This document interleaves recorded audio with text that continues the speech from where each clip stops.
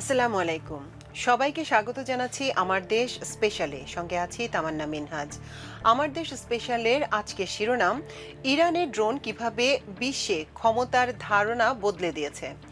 চলুন দর্শক, জেনে নেওয়া যাক নিউজটির বিস্তারিত। কয়েক বছর আগে ইসরায়েল লেবানন সীমান্তে হিজবুল্লাহর তৎপরতা সম্পর্কিত সামরিক প্রতিবেদনে প্রথম ইরানের ড্রোনের বিষয়টি সামনে আসে। পরবর্তীতে সামরিক বিশেষজ্ঞরা ইয়েমেনে হুথিদের ব্যবহৃত ড্রোনগুলোর উৎস খুঁজতে গিয়ে তার সাথেও ইরানের সম্পর্ক খুঁজে পান। তবে ২০২২ সালে রাশিয়া ইউক্রেন যুদ্ধের সময় যখন ইরান রাশিয়া সেনাবাহিনীকে ড্রোন প্রযুক্তি সরবরাহ করে, তখন সারা বিশ্ব অবাক হয়ে যায়। এর কিছুদিন আগে ইউক্রেনের রাজধানী কিয়েভের আকাশে জেরেনিয়াম 2 অর্থাৎ শাহেদ 136 ড্রোন প্রথমবারের মতো প্রকাশ্যে এসেছিল। গুরুত্বপূর্ণ প্রশ্ন হলো, 4 দশক ধরে নিষেধাজ্ঞার মুখে থাকা একটি দেশ কিভাবে আন্তর্জাতিক সংঘাতে খেলার নিয়ম বদলে দিতে সক্ষম হলো। ড্রোন প্রযুক্তির ক্ষেত্রে এর সাফল্যের মূল চালিকা শক্তিগুলো আসলে কি? প্রকৃতপক্ষে 1979 সালে ইরানের উপর নিষেধাজ্ঞা আরোপের পর ইরান তাদের নিজেদের ভেতরের সম্ভাবনা নিয়ে ভাবতে থাকে এবং সংকট থেকে বের হওয়ার পথ খুঁজতে থাকে। তখনকার ইরানের নেতৃত্ব তাদের নিজেদের প্রকৌশলীদের উপর আস্থা রেখে এবং তাদেরকে উদ্বুদ্ধ করেছিল। নিষেধাজ্ঞার কারণে ইরান বিদেশে একটি সরবরাহ নেটওয়ার্ক গড়ে তোলার চেষ্টা করে, যাতে প্রয়োজনীয় যন্ত্রপাতি ও খুচরা যন্ত্রাংশ সংগ্রহ করা যায়। কিছু ক্ষেত্রে তারা বেসামরিক প্রযুক্তিরও সহায়তা নিয়েছিল। কিন্তু অবাক করার বিষয় হলো, সীমিত সম্পদের মধ্যেও ইরানিরা সুস্পষ্ট কৌশল নির্ধারণ করেছিল এবং তার ধৈর্য, অধ্যাবসায় ও ধারাবাহিকতার সঙ্গে কাজ করে গেছে, যা তাদের সাফল্যের ভিত্তি হিসেবে ধরা হয়। 1979 সালের জানুয়ারিতে যখন শাহ মোহাম্মদ রেজা পাহলভি দেশ ত্যাগ করেন, তখন তিনি অস্ত্রের দিক থেকে এই অঞ্চলের সবচেয়ে শক্তিশালী সেনাবাহিনী রেখে গিয়েছিলেন। সে সময় ইরানের বিমান বাহিনীর কাছে F-14 টমক্যাটের মতো বিমান ছিল, যা সেই সময় বিশ্বের অন্যতম উন্নত প্রযুক্তির যুদ্ধ বিমান হিসেবে বিবেচিত হতো। তবে এই বিমানগুলোর পরিচালনা ও রক্ষণাবেক্ষণ করতেন মূলত ইরানে নিযুক্ত আমেরিকান প্রযুক্তিবিদ ও প্রকৌশলীরা। যন্ত্রাংশ সরাসরি আমেরিকান কোম্পানি সরবরাহ করত। ফলে ইরানের বিমান বাহিনী অনেকটা যুক্তরাষ্ট্রের উপর নির্ভরশীল ছিল। রাজতন্ত্রের পতনের পর ইরানের সামরিক নেতৃত্বের কেউ দেশ ছেড়ে পালিয়েছিল, কেউ আবার গুপ্ত হত্যা কিংবা কেউ কেউ কারাবন্দী হয়েছিল। তখন যুক্তরাষ্ট্রের প্রযুক্তিবিদ ও প্রকৌশলীরাও ইরান ত্যাগ করে এবং আমেরিকার কোম্পানিগুলো নতুন সরকারের সাথে সম্পর্ক ছিন্ন করে। তখন রক্ষণাবেক্ষণ ও যন্ত্রাংশের অভাবে ইরানের কেনা শত শত কোটি ডলার মূল্যের বিমানগুলো অকেজো ধাতুতে পরিণত হয়। 1980 সালের সেপ্টেম্বরে ইরাকি বাহিনী ইরানের ভূখণ্ডে হামলা চালায়, যার ফলে দুই দেশের মধ্যে একটি ভয়াবহ রক্তক্ষয়ী যুদ্ধ শুরু হয়, যা 8 বছর ধরে চলে। এই যুদ্ধে হত্যাযজ্ঞ ও ধ্বংসের নৃশংসতম পদ্ধতি ব্যবহার করা হয়, যার মধ্যে রাসায়নিক অস্ত্র ছিল। এই দীর্ঘ ও বিভীষিকাময় যুদ্ধে প্রায় 10 লাখ মানুষের প্রাণহানি ঘটে। যুদ্ধের শুরুর দিকে ইরাকি বাহিনী আকাশপথে আধিপত্য বজায় রেখেছিল, যার ফলে তারা উল্লেখযোগ্য সাফল্য পায়। ইরাকি সেনাবাহিনী সোভিয়েত ইউনিয়ন থেকে গোয়েন্দা বিমান ক্রয় করে এবং ইরানি বাহিনীর অবস্থান শনাক্ত করতে ও তাদের গতিবিধি পর্যবেক্ষণ করতে স্যাটেলাইট চিত্র ব্যবহার করত, যা তাদের যুদ্ধক্ষেত্রে একটি সুস্পষ্ট সুবিধা প্রদান করে। এর বিপরীতে যখন ইরানের সামরিক বাহিনী এমন একটি যুদ্ধ লড়ছিল যার জন্য তাদের কাছে না ছিল সুনির্দিষ্ট পরিকল্পনা বা সামরিক সক্ষমতা। যুক্তরাষ্ট্রের প্রকৌশলীরা চলে যাওয়ার পর তাদের যুদ্ধ বিমানগুলো যেমন অকেজো হয়ে পড়েছিল, তেমনি নিজেদের প্রযুক্তিকেও তখন আর উন্নত করতে পারেনি নানা নিষেধাজ্ঞার কারণে। ইরানের অস্তিত্ব রক্ষার এই যুদ্ধে তাদের আধুনিক প্রযুক্তির খুব প্রয়োজন ছিল, কিন্তু অর্থনৈতিক নিষেধাজ্ঞার কারণে তারা বিশ্ববাজার থেকে সেই প্রযুক্তি কিনতে পারছিল না। যে কারণে ইরানের নেতৃত্ব সিদ্ধান্ত নেয় অন্যদের কাছ থেকে প্রযুক্তি নেয়ার বদলে তারা নিজেরাই তা উদ্ভাবন ও তৈরি করবেন। ভাবনাটি ছিল একেবারেই সহজ। যদি শত্রুর অবস্থান ও গতিবিধি জানতে সীমান্ত পেরিয়ে গোয়েন্দা বিমান পাঠানো সম্ভব না হয়, তাহলে ছোট ও রিমোট নিয়ন্ত্রিত যন্ত্র ব্যবহার করা যাবে না কেন? এগুলো একদিকে যেমন ছিল সস্তা, অন্যদিকে সেগুলো শনাক্ত করাও ছিল বেশ কঠিন। 1981 সালের শুরুর দিকে ইরানিরা এই ছোট ডিভাইসগুলো নিয়ে কাজ শুরু করে। সেগুলোতে ক্যামেরা স্থাপনের কথাও চিন্তা করে। ইস্পাহান বিশ্ববিদ্যালয় থেকেই এই পরিকল্পনা বাস্তবায়নের কাজ শুরু হয়, যেখানে শিক্ষার্থী ও প্রকৌশলীরা একসঙ্গে এই ধারণাকে বাস্তবে রূপ দিতে কাজ শুরু করেছিলেন। তারা এই যন্ত্রগুলোর নকশা প্রণয়ন, উৎপাদন, পরীক্ষা এবং উন্নয়নমূলক পর্যায়গুলো সম্পন্ন করে পরে তা আইআরজিসি বা ইরানের সামরিক বাহিনীর কাছে উপস্থাপন করে। ওই বিশ্ববিদ্যালয়ের ভেতরে একটি সাধারণ ওয়ার্কশপ ছিল, যেখানে দৃঢ়, সংকল্পবদ্ধ ও উজ্জীবিত তরুণরা কাজ করত। তাদের অনেকে বিপ্লবী চেতনায় উদ্বুদ্ধ ছিল।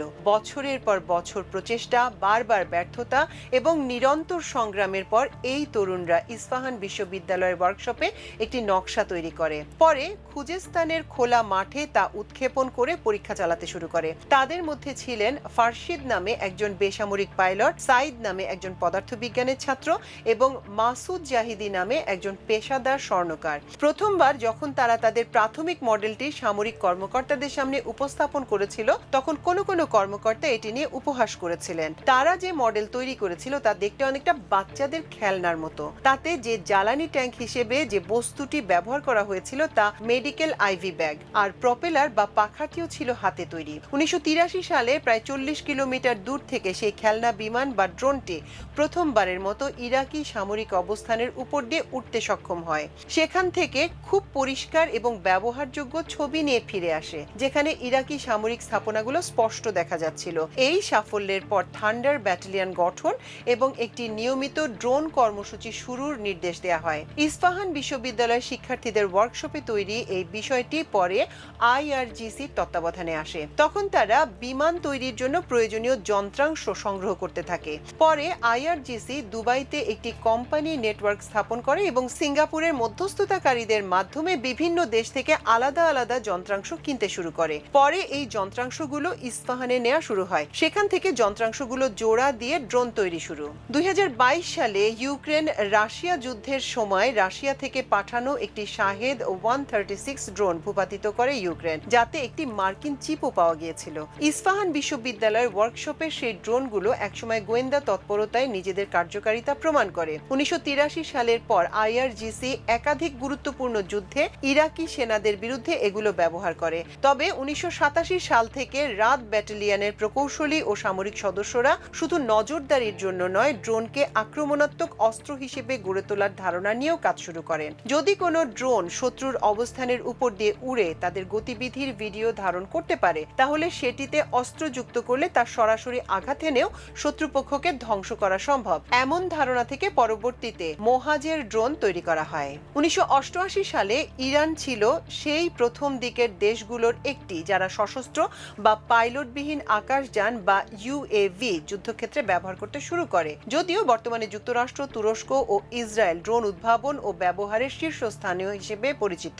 বাস্তবে ইরানি যুদ্ধক্ষেত্রে ড্রোন ব্যবহারে সবার আগে সাফল্য দেখিয়েছিল। 1988 সালে ইরানি ড্রোনগুলোর নকশা ছিল কিছুটা অপরিপক্ক, যেগুলো সর্বোচ্চ 50 কিলোমিটারের বেশি উঠতে পারত না। কিন্তু 2026 সালের মধ্যে ইরান এমন উন্নত ড্রোন তৈরি করে যা ইরান থেকে উড়ে একাধিক দেশের আকাশ সীমা অতিক্রম করে ইসরায়েলের লক্ষ্যবস্তুকে আঘাত হানতে সক্ষম। প্রকৃতপক্ষে যুক্তরাষ্ট্রের আগেই ইসরায়েল সামরিক উদ্দেশ্যে পাইলটবিহীন ড্রোন বা ইউএভি ব্যবহার করা প্রথম দেশ ছিল। 1973 সালে যুদ্ধে তারা এগুলি ব্যবহার করেছিল মিশরের আকাশে প্রতিরক্ষা ব্যবস্থাকে বিভ্রান্ত করতে। একই সাথে ভূমি থেকে আকাশে নিক্ষেপযোগ্য ক্ষেপণাস্ত্রকে অকার্যকর করে তুলতে পারত। পরবর্তীতে একই কায়দায় ইরানও ড্রোন কর্মসূচি শুরু করেছিল এবং সেই প্রযুক্তি ছিল আরো উন্নত। একইভাবে 1972 সালে লেবাননে ইসরায়েলি আগ্রাসনের সময় ইসরায়েল বেকা উপত্যকায় সিরীয় ক্ষেপণাস্ত্র ঘাঁটিতে হামলা চালানো এবং গোয়েন্দা কার্যক্রমের জন্য স্কাউট ও ম্যাস্টিফ ড্রোন ব্যবহার করেছিল, যেটিকে যুদ্ধের ইতিহাসে ড্রোনের কার্যকর ব্যবহারের প্রথম এবং স্পষ্ট উদাহরণ হিসেবে বিবেচনা করা হয়। ইরানের বিশেষজ্ঞরা লেবাননের পরিস্থিতি ও অগ্রগতির উপর গভীর নজর রাখেন। হেজবুল্লাহর ভিতরে থাকা তাদের মিত্রদের ইসরায়েলি ড্রোন সম্পর্কে সঠিক ও বিস্তারিত তথ্য সংগ্রহে সাহায্য করে। পরবর্তীতে সেখানে পাওয়া তথ্য বিশ্লেষণ করে ইরানি বাহিনী দেখে যে ইসরায়েলি ড্রোনগুলো এতটা জটিল নয় যে ইরান ও ইস্পাহানের বিশ্ববিদ্যালয়ের বিশেষজ্ঞ ও প্রকৌশলীরা সেগুলো অনুকরণ করে নতুন কিছু তৈরি করতে পারবে না। একাধিক সামরিক প্রতিবেদনে উল্লেখ করা হয়েছে যে প্রাথমিকভাবে ইরানি ড্রোন মডেলগুলোতে ইসরায়েলি স্কাউট ও মাস্টিফ ড্রোনের সঙ্গে যথেষ্ট মিল পাওয়া যায়। তাদের মতে ইরানি প্রকৌশলীরা এই সব বৈশিষ্ট্যের জন্য ইসরায়েলি নকশা থেকে অনুপ্রেরণা নিয়েছিলেন। 1970-এর দশক থেকে একটি ধারণা প্রচলিত ছিল যে সর্বাধুনিক প্রযুক্তি নির্ভর অস্ত্রই সবচেয়ে মূল্যবান ও কার্যকর। একটি গাইডে গাইডেড মিসাইল 1000 কিলোমিটার দূর থেকে নিখুঁতভাবে লক্ষ্যবস্তুতে আঘাত করতে পারে, যা শত শত অগাইডেড অস্ত্রের চেয়ে অনেক বেশি কার্যকর বলে বিবেচিত হতো। ইরানিরা এই সামরিক সমীকরণে একটি নতুন ধারণা যুক্ত করে। যদি একটি দেশ প্রযুক্তিগত অগ্রগতিতে প্রতিদ্বন্দ্বীদের সঙ্গে পাল্লা দিতে না পারে, তবে তাকে সংখ্যা ও অর্থনৈতিক ব্যয়ের দিক থেকে প্রতিযোগিতা করতে হবে। এটাই সেই মৌলিক ধারণা যার উপর ইরানি ড্রোন কর্মসূচির ভিত্তি স্থাপিত হয়েছিল। যদি একটি ড্রোন তৈরি করতে প্রায় $20,000 খরচ হয়, তবে নির্ভুলতার দিক থেকে এটি $20 লাখ ক্রুজ মিসাইলের সমান কার্যকর হতে পারে। কিন্তু যদি একসঙ্গে 100টি ড্রোন পাঠানো হয়, তাহলে প্রতিপক্ষকে সেগুলো ধ্বংস করতে অন্তত 100টি ক্রুজ মিসাইল ব্যবহার করতে হবে, এবং এই খরচটা কয়েক গুণ বেশি। বিবিসির এক প্রতিবেদনে উঠে এসেছে ইরানি ড্রোনের সাফল্যের এই ইতিকথা। ড্রোন মূলত সর্বোচ্চ নির্ভুলতা বা ব্যাপক ধ্বংসযজ্ঞের জন্য নয়, বরং শত্রুর প্রতিরক্ষা ব্যবস্থাকে দুর্বল করে দিতে এবং আর্থিক চাপ বাড়াতে তৈরি করা হয়। ইরান দীর্ঘক্ষণ ধরে ড্রোন হামলা চালাতে পারে কারণ এগুলোর খরচ শত্রুর ক্ষেপণাস্ত্র প্রতিরক্ষা ব্যবস্থার তুলনায় 10 থেকে 20 গুণ কম। একটি সাধারণ হিসাবে দেখা যায় 100টি ড্রোন উৎক্ষেপণ করতে একটি আক্রমণকারী রাষ্ট্রের প্রায় $20 লাখ খরচ হয়। এর বিপরীতে প্রতিপক্ষ রাষ্ট্রকে সেই ড্রোনগুলো ভূপাতিত করতে $20 কোটি মূল্যের অত্যাধুনিক ক্ষেপণাস্ত্র ব্যবহার করতে হয়। ড্রোনের আরেকটি গুরুত্বপূর্ণ সুবিধা হলো রেডারের মাধ্যমে এগুলো শনাক্ত করা কঠিন, কারণ এগুলো কম গতিতে নিচু উচ্চতায় উড়ে। এছাড়া একসঙ্গে বিপুল সংখ্যক ড্রোন পাঠালে তা প্রতিরক্ষা ব্যবস্থার উপর অতিরিক্ত চাপ সৃষ্টি করে, ফলে অনেক সময় আকাশ প্রতিরক্ষা ব্যবস্থা সব ড্রোন প্রতিহত করতে পারে না। 2019 সালে সৌদি আরব আরামকো তেল স্থাপনায় এই হামলা এই সক্ষমতার কার্যকারিতা স্পষ্টভাবে প্রমাণ করে। এই হামলায় মার্কিন প্রতিরক্ষা ব্যবস্থা ইরানি তৈরি ড্রোন প্রতিহত করতে ব্যর্থ হয়। যদিও হামলার দায় হুথিরা স্বীকার করেছিল, তবে ব্যাপকভাবে ধারণা করা হয় যে এসব ড্রোন ইরান বা ইরাকের ভূখণ্ড থেকে উৎক্ষেপণ করা হয়েছিল। আরামকোর স্থাপনায় হামলার ফলে $10 বিলিয়ন অর্থনৈতিক ক্ষতি হয়, অথচ ব্যবহৃত ড্রোনগুলোর মোট খরচ ছিল মাত্র কয়েক মিলিয়ন ডলার। এই খরচের ব্যবধানই আসলে ড্রোন যুদ্ধে বিজয়ী ও পরাজিত নির্ধারণ করে দেয়। দর্শক, এই ছিল আমাদের স্পেশাল নিউজের আয়োজন। এতক্ষণ সঙ্গে থাকার জন্য অশেষ কৃতজ্ঞতা। আল্লাহ হাফেজ।